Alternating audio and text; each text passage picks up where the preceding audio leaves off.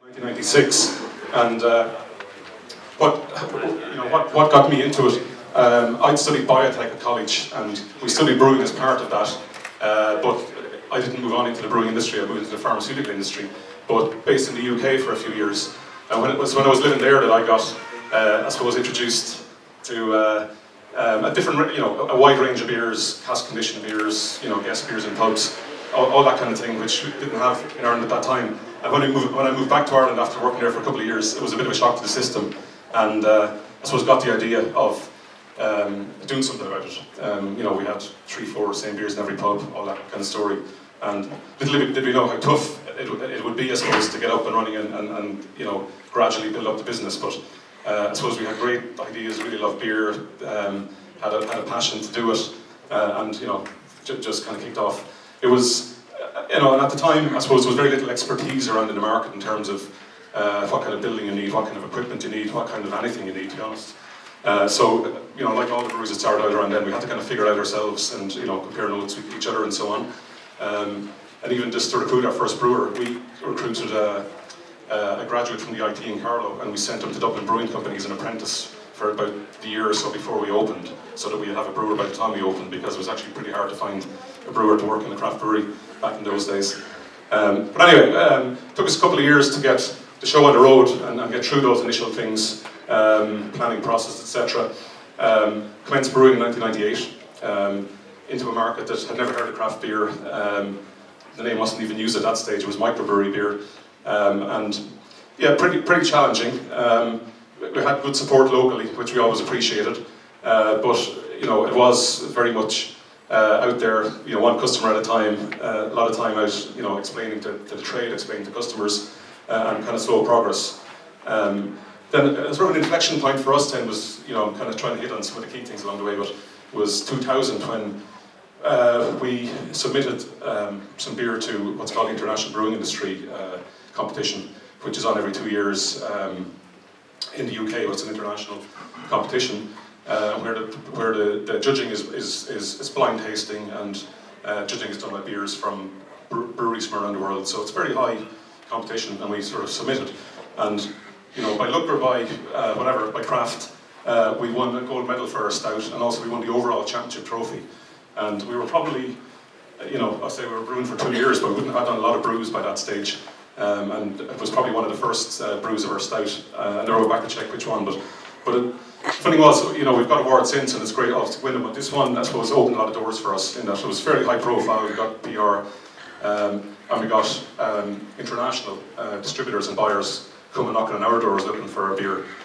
Because the other thing, again, we didn't realise when we started out, but we were thinking more domestic, but there is a big international interest in Irish beer and Irish brewing, on the back of pub culture, on the back of other products, etc. So we didn't quite really know a lot about that, but what we did learn was there was a very limited range available, and lots of distributors out there didn't actually have anything in their Irish section of their portfolio. So we found a kind of a ready opportunity, and we became more export orientated for the first few years then, and kind of managed to progress the business as the domestic market started to develop. However, a challenge kind of hit 2002. I don't know if anybody remembers it. It was the kind of dot-com bubble, or dot-bomb, whatever it was called at the time. So it was actually quite a heavy recession then, and our 3 leading export markets, in each of those markets, our importer went out of business. So overnight, our volume, our sales volume, almost cut in half. It wasn't overnight. It was over. They didn't all go on the same day, but over about a 6-month period. So we kind of, after getting through initial domestic challenges and then getting export as an extra layer or an extra string to our bow, then we had a fairly big setback. But I think it's one of the things I've learned in this industry. There's lots of setbacks and lots of things, and you have to, it's about perseverance and figuring it out. And that's what we did. Just jump ahead. But anyway, we gradually progressed from there. We regrouped, and we gradually progressed. We were always growing but slow, but started to gather momentum. And eventually, this what was our first premises. It became too small for us, and around 2008, we were really still relatively small amounts, modest amounts of beer we were producing, but we couldn't keep up with the demand we had, and we needed to find a new premises. So we eventually moved premises in 2009. We increased our capacity. Originally it was a 15 hectolitre batch size. We went to about 60, 65 hectolitre. Plus we doubled, we increased the tank a lot, the fermentation and conditioning capacity. That was a big step forward for us. And I suppose it was partly driven by, looking back from where we are today, like craft beer has really taken off, certainly the domestic market over the last 5 years or so. And we could kind of see the seeds of that growing, and we kind of moved a little bit ahead of it in terms of creating capacity for ourselves.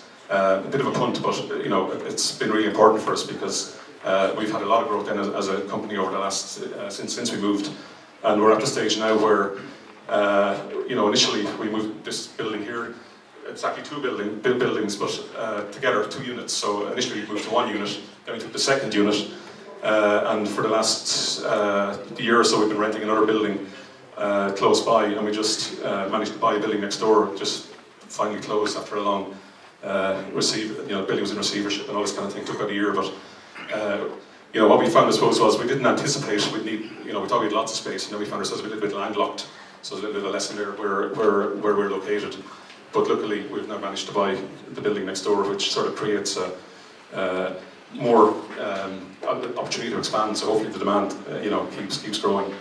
So where we are today, I suppose, we've done other things over the last couple of years, including adding a bottling line, kegging line, more levels of automation. And where we are today, up to about 40 staff, 50% of our volume is exported.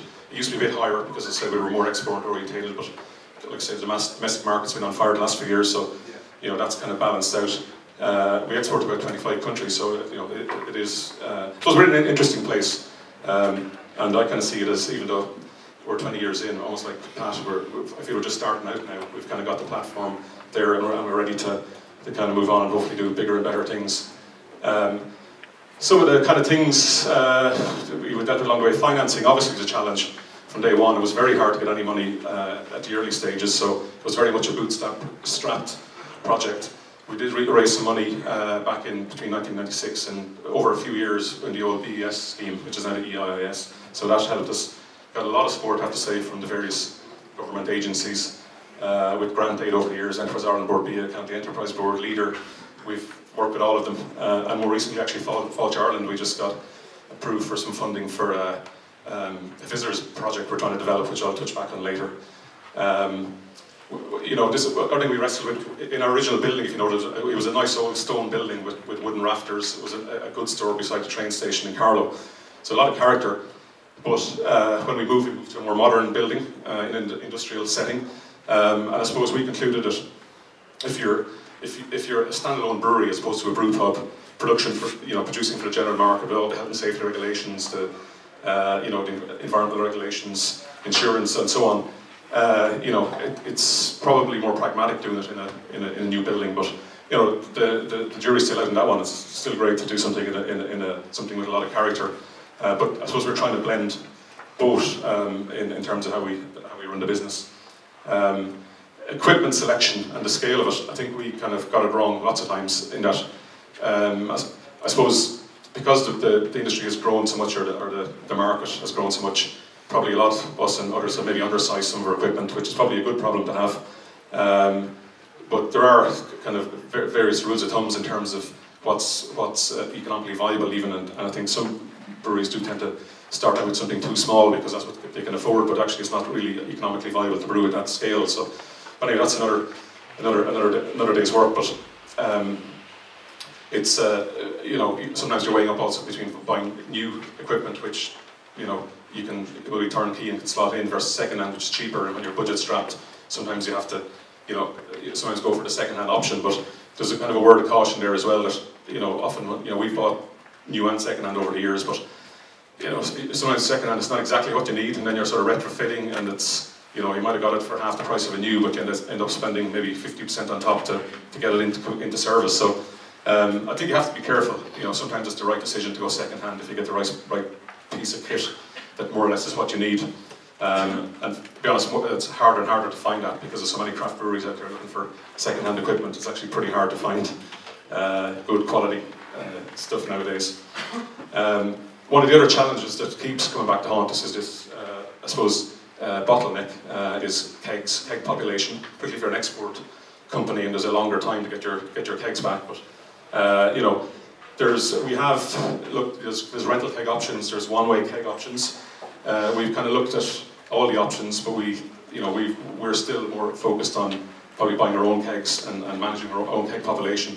Haven't been 100% satisfied with any of the other options that we've tested so far, but having said that, I think these options will eventually work, and it's good that there's new options becoming available, because I think outside of actually brewing plant, kegs tends to be an issue.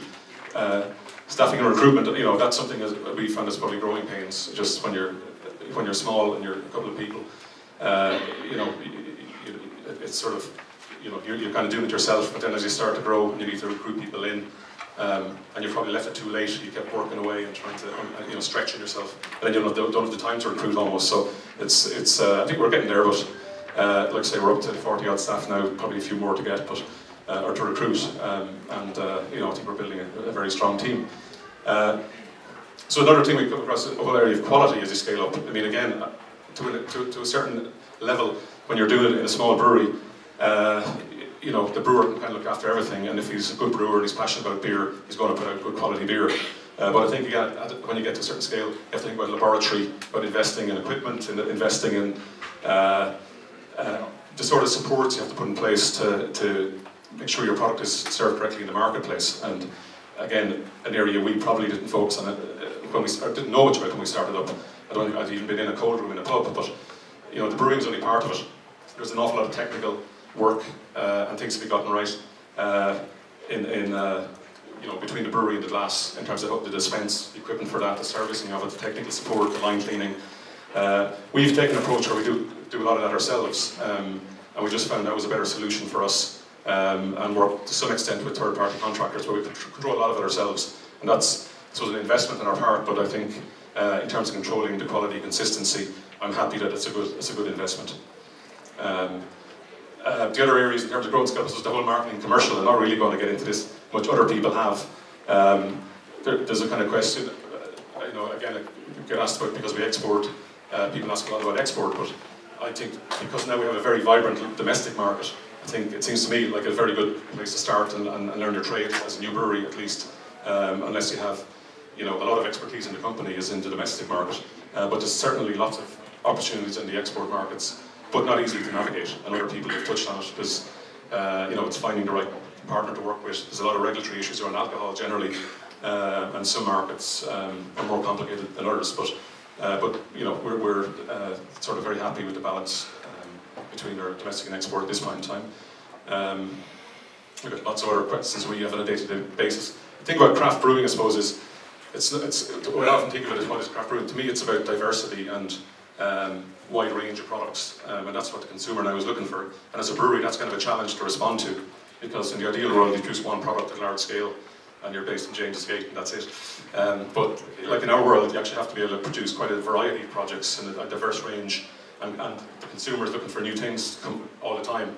And I see this more in the States nowadays, and it's almost a bit scary that there's rotation of products. You sell one keg and then somebody else's product goes in. So we're not at that place in Ireland yet, and hopefully we never will. But I suppose it's the way the craft beer consumer, it's great that they want diversity and variety, but it can become quite demanding if you're the supplier. So we're trying to get the balance between having a core range, if you like, and then bringing new beers every so often, but in particular, I suppose, doing seasonals, limited edition beers, and other things like that. So probably at any one time we're brewing probably about 15 different beers.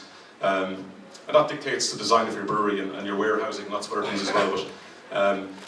But so just as an example, this Hop Adventure is a new product we brought out in the last year or so. And the idea with this one, it's a Hop Adventure. So the hop will change. There's a single hop. It's a pale ale by style, single hop, and every few months we'll change the hop. So we'll go on a hop adventure. So Sriracha Ace was the first. It's a hop from Japanese origin, but now mainly cultivated in northwestern America. It has a pretty distinctive style, flavour and aroma, and with this product you get to very much experience what that is. But that's Sriracha Ace pretty much sold now, and we'll have a new version come out in the next few weeks. So, but that's one example of sort of product, and I suppose the kind of innovation maybe that craft brewing brings into the beer sector as well. A couple of other examples in terms of collaborations. We did one called Foreign Affair with a US brewery earlier this year, Star Hill from Virginia, near Washington DC. And we've done a few collaborations with Pinta from Poland, and the latest one is a milk stout that's brewed here and sold in Ireland and Poland. With the Foreign Affair, we brewed that in Ireland and just sold it in Ireland, but in January, we're going over to the States to brew the next leg of the collaboration, which we just for sale in the US, hopefully in time for St. Patrick's. A couple of other things I've got involved in, I suppose, I think this was driven by us trying to scale up our business and kind of get out there. And one of the other challenges that we had was, really it's hard to get out.